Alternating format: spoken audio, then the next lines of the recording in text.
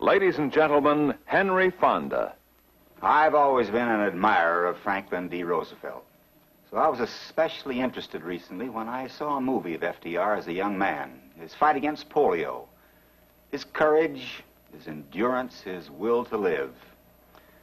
It was an experience that history says had a deep influence on the leadership he gave our country as president. At a time when our country was hurt and stricken, when we all needed courage and endurance.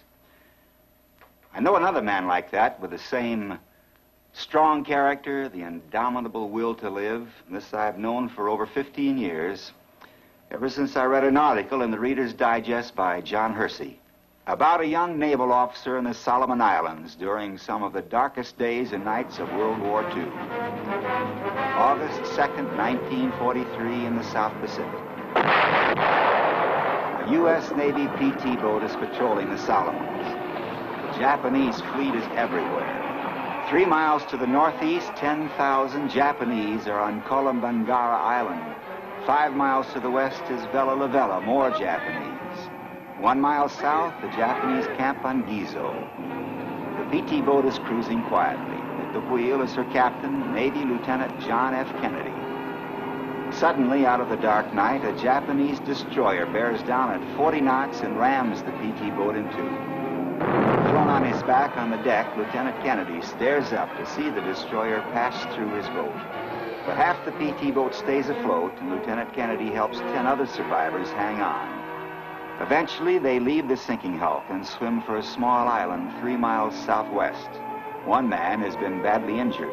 Lieutenant Kennedy ties a strap to the man's life jacket and tows him with his teeth the entire distance. It takes 5 hours to swim it. Lost for 9 days in enemy territory, Lieutenant Kennedy painfully, slowly swims from island to island, reef to reef, scouting for help, watching the seas and straits for other PT boats. He drifts, floats, sleeps while being carried by the current. For days, he swims back to lead them to another island. Swimming, drifting, treading over sharp coral, once more towing the injured man with his teeth. On the 9th day, it ends. An SOS Lieutenant Kennedy had carved on a coconut shell and given to a native, got past the Japanese and reached the Allies. And finally, one of the PT boats Lieutenant Kennedy had been searching for picks them up. "Hey, Jack," someone calls from the boat. "Where have you been?" asks Kennedy. "We've got some food for you." "No thanks," says Kennedy. "I just had a coconut." Senator Kennedy never liked talking about this himself, but I was a member of that crew, and believe me, we really had it rough. I would like you to know what the Navy said when he was decorated. His outstanding courage, endurance, and leadership contributed to the saving of several lives, and were in keeping with the highest tradition of United States Naval Service.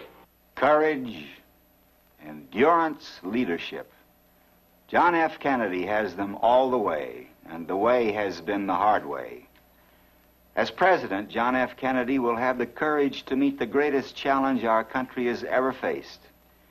He'll have the endurance to do the work, to maintain the patience, to possess the raw nerve we need in a world where our enemies would like to win by wearing us down.